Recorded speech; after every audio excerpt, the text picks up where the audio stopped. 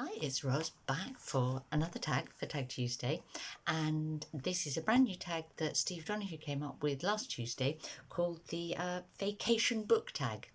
Now, because I'm English, I will talk about holiday rather than vacation all through this tag, otherwise I'll just get in a twist, but it's the same thing. Some really nice questions, and question number one is your favourite book about someone taking a holiday. I had no hesitation about this. My favourite book, in fact, series of books really about people taking holidays, are the Swallows and Amazons books written by Arthur Ransom. So British children's author writing, I think this one came out in 1930 and this one in 1931, and there's like a series of them. Could be my favourite children's books ever.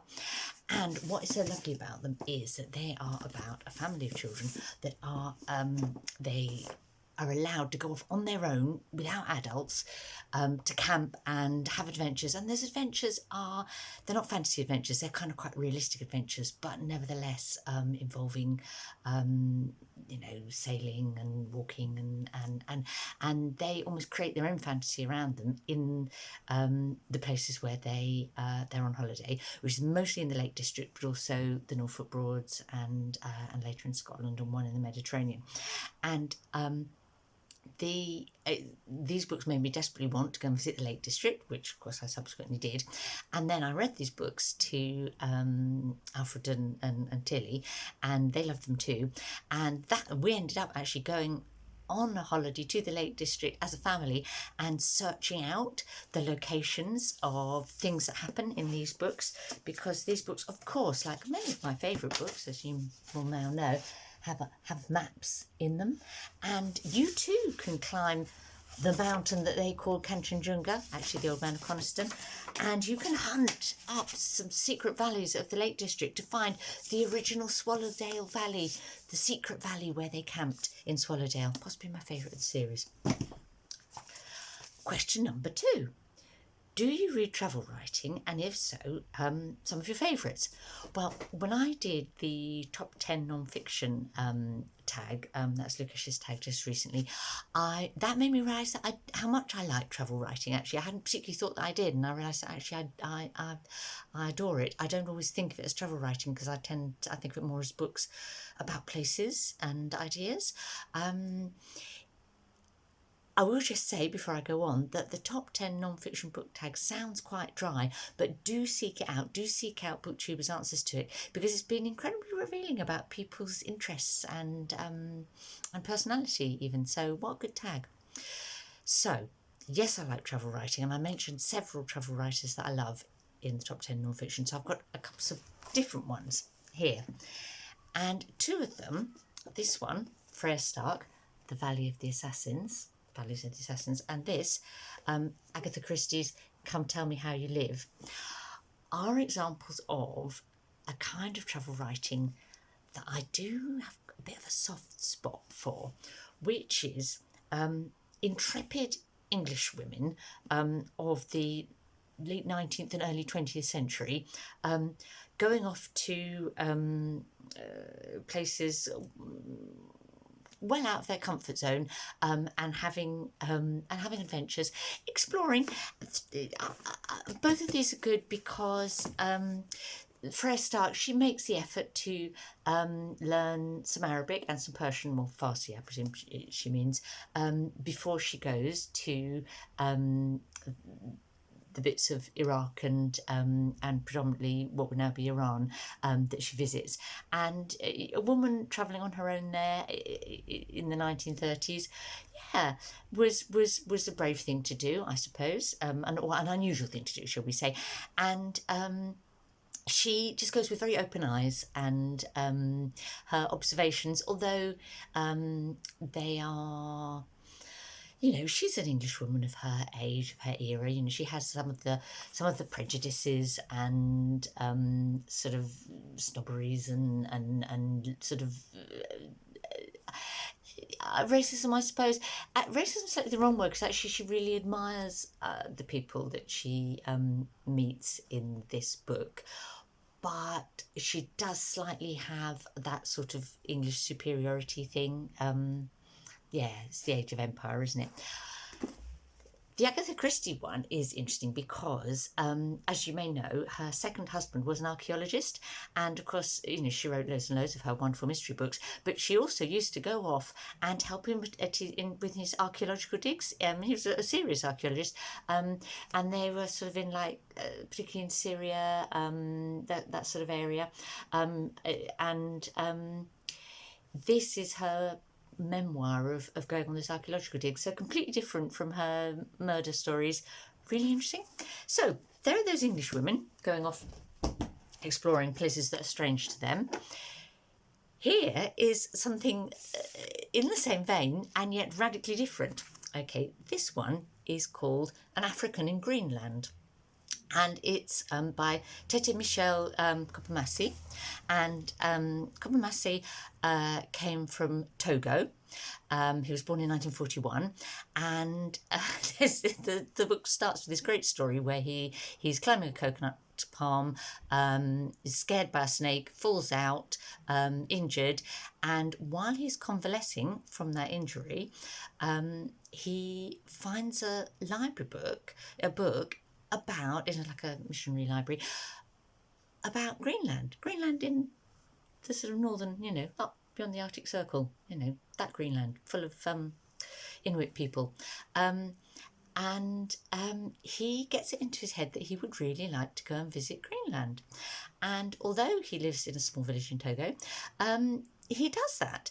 It takes him about 10 years. He works his way up through that side of Africa, and then gets across to France, and he sort of lives and works in France for a while, and then to Germany and Denmark, and finally to Greenland. And what a character he is. He is an amazing linguist. Everywhere he goes, he learns the language. He's obviously an incredibly charming person because he just finds people who take him in and kind of support him, fund the next stage of his journey, give him jobs, help him study. And he goes to Greenland, and I've got to show you a photo of him. Here he is. I hope you can see that, with one of the children of one of the families that he stays with in Greenland. He was the first black person that anyone there had seen. I think there had been there was an Arctic expedition that had a black American in it, Peary's expedition, years before, but most of those people would have been long dead before he came here. Now, if you can see this picture here, okay, that is all the people just after he arrived, and him, and you can see he was about half a metre taller than anyone living in Greenland. Now, he is just like Freya Stark, or Agatha Christie. He is such a good observer of the people that he meets in Greenland, and that's the joy of the book, really, his observation of them. And he just throws himself in there. He moves in with people. He works. He explores. He looks. He writes. He thinks. Interestingly, he winds up in later life becoming an anthropologist. And you can see why, because he approaches his first kind of, wherever he goes, he approaches it with that kind of anthropologist's eye. Highly recommend this as a fascinating book. Next question. Do you have books on vacation rituals, well, holiday book rituals? And I think Steve was meaning like how you choose books to take on holiday and how that works for you. Now, as a prolific reader, books on holiday used to be a really traumatic thing. How do you choose them? How do you take the right number for the holiday you're going to have? I used to get into these kind of haggling things with the people I was going on holiday with, of like, well, if I take this and this and this, and you take that and that and that, and I'd like to read that. No, you can't take that because I've already read that, so no, you've got to leave that behind. Wonderfully, this is no longer an issue. Now we have ebooks, and so I no longer have extensive pre-holiday book rituals. It's so easy. Next question number 4 is your favourite book that you either found on holiday or read first on holiday. And this is mine. took a little bit of thinking because I've read so much on holiday. I thought, how can I pick a favourite book? But the one I'm picking is A Suitable Boy by Vikram Seth. Vikram Seth, now this was published, let me look. 1993, that's right. And that date is relevant. I knew I had to remember it because that was the year that Alfred was born. Now, those of you that have or have had small children will know that there's a phase when your children are like babies and toddlers when it can be incredibly difficult to get the kind of extended time to yourself that allows you to read a thick solid book. Just doesn't happen really. It's probably the only time when I had babies and toddlers, probably the only time in my life that I read short stories in any number, because they were the only at least I could think that I might get to the end of a short story without being distracted, or that I might manage to read one before I fell asleep at night, because I'd always read in bed, but I was so tired that I just used to turn out like a light. So this came out in 1993 and I really wanted to read it, but there was no way that I hope in hell, 1,400 and something pages. But a few years later, when the children were just that little bit bigger and we started going on like camping holidays in France with them, I got hold of this book and I took it with me to France, and Steve and I would take turns to kind of child wrangle, and you know, one of us would be sitting there watching them dig holes in the sand and try to stop them eating too much seaweed, and the other one would get to read a book. And I did get to read this tome, this chunkster, as Alan would call it, or mammoth, on that particular holiday. There's probably still bits of sand in here somewhere, and what a joy it was, because it's such a tremendously involving book, this one. Well worth reading. Now then, the next question, question number 5, is an outrageous question, which is, have you ever stolen, or light-fingered, as Steve puts it, a book from a holiday home? He calls it a vacation rental, yeah? No, of course I haven't. That would be appalling. I might have sometimes been tempted, but I think I probably have had the wrong kind of holiday homes, because mostly they seem to have copies of Danielle Steele and of Robert Ludlum novels, and so temptation has not been too great. Question number 6 is to name some of your favourite books set in exotic locales. That sounds good, doesn't it? I love reading books from other parts of the world. I love reading books by authors from around the world. But what I've done for this question is think about books where I read about a particular place in a book and then subsequently managed to go and visit that place, that locale. First of these I'm going to mention is Music and Silence by Rose Tremaine. Rose Tremaine, she's a good writer and has written some of the best historical fiction of recent years, over the last few decades, I guess. And this one is set in Copenhagen. It's about a court musician in Copenhagen. And when I went to Copenhagen, I could go and visit the Palace of Rosenborg, where the action of this book mostly takes. And I just found that such a thrill. Don't bother going to see The Little Mermaid. That's kind of very disappointing. That's the other thing in Copenhagen. Well, there's lots of good things in Copenhagen. So, not sure it counts exactly as exotic, mind you.